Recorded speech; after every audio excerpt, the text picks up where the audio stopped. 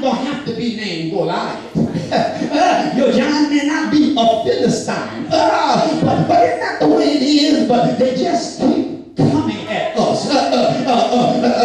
Troubles, they just keep coming at us. Trials keep coming at us. Problems keep coming at us. You get rid of one and look like 2 or 3 or 4 are just ready, willing, and able to take that place. If it ain't this thing, then it's that thing. If it ain't that thing, then it's another thing. Because giants, they just keep on. It look like as soon as you get your head up above the water, here's another wave that's trying to push you, trying to drown you. They keep on coming because giants are persistent. They are consistent. Not only are giants persistent and giants consistent, but can I tell you this? Giants can be terrifying.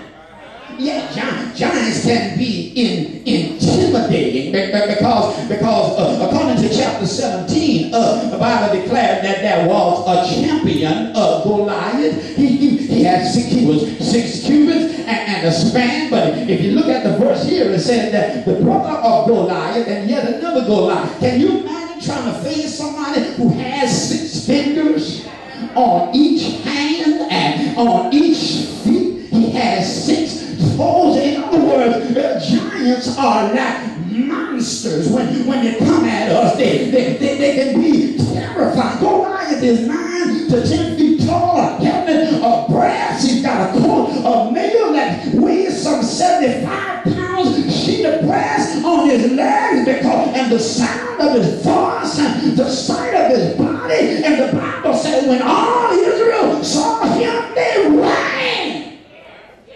Because look at your neighbor and tell them they can be terrified. Giants can be frightening. But can I just suggest to you, because they're terrifying and frightening, running from them will not do you any good. I wish I was with this in here. Yeah, you can't run from your giant. You can't run from your problem. No. I've seen folk that try to run from their problem, run from their giant, run from, many of us. Even those of us who confess faith in the Lord Jesus Christ, whenever something happens to us, and things don't go wrong, and things don't go right, they go wrong. The first thing, have y'all seen them like I seen them? They got to run outside. They believe in Jesus Christ, but when things start happening, I got to go outside like this. They got to put their way through it. Or they got to drink their way through it. They got to get a drink. But can I tell you something? You cannot run from your problem. David had tried that earlier. David said, if I had wings like a dove, I would fly away and I would be at rest. But I got some news for you. You are not a bird. You don't have wings, and you sure can't fly away. Some way, somehow, you and I, if we're going to be victorious in our battle, we got to face. Yeah, you got to face them. People are committing suicide because they can't deal with their problem. Their problem is dealing with them. People are playing Russian roulette with their lives because they cannot deal with their problem, but their problem is dealing with them somewhere down life road. You've got to deal with your giant. Not only are giants terrifying and all day intimidating, but my brothers and my sisters, they just keep coming. They keep coming. What is the giant's purpose? Not only are they terrifying, if it was just looks, if they were just breathing out threats, it would be all right. But what was the giant's purpose?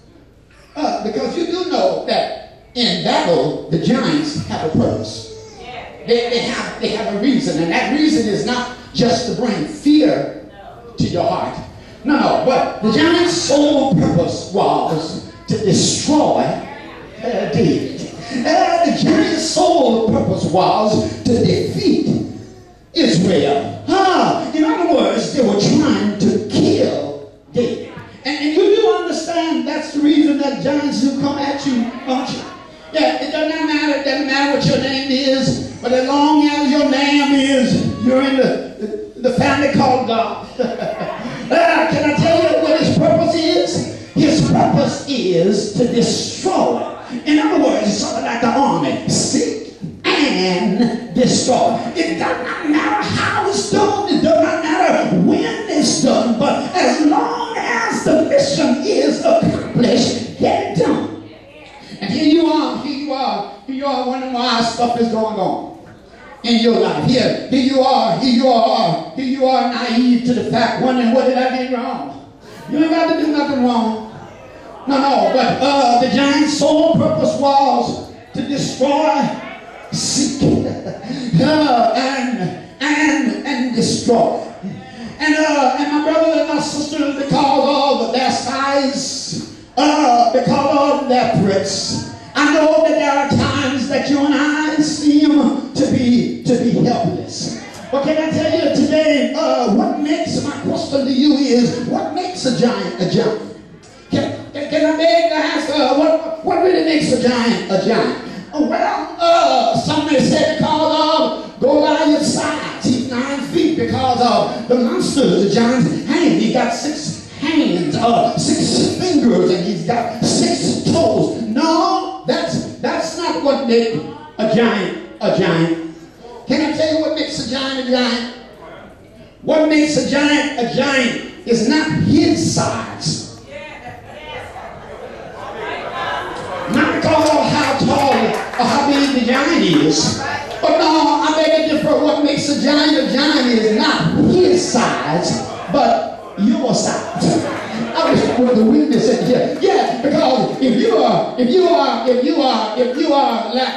if you will, Muggsy Bogues, who was a professional basketball player, the shortest one ever lived, he was about 5 feet. And compared to Shaquille O'Neal, who's 7 feet, Shaq was a giant. If a newborn baby is to look at me in here, you say that I'm a giant. I'm only 5 feet 9, but if you compare that to a baby being just a foot, I am a giant. But so it depends upon not the size of the giant, but it depends upon whose eyes you're looking to. And now when you sit here, because when Israel first went through that battle with the Philistines, Goliath indeed was a giant. But David's focus was not upon that giant that was issuing challenges. But David's eyes was upon another giant. This giant that no giant is a giant to. Do you hear what I'm saying? Because the Bible said that the eyes of the Lord are upon the righteous. Do you hear me? And his ears are open unto his cry. All I'm trying to suggest to somebody in here today is, if your faith is small, then your giants are going to be big. Do you hear me?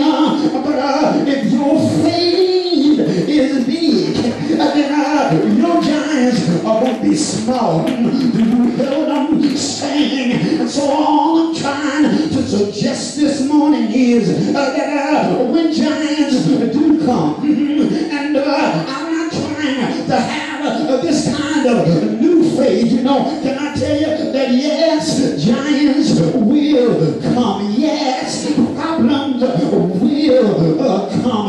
Yes, sickness will come. But you got to do, and thank God that for David, giants were a reality. But David, thank you for telling me how I can face my giants.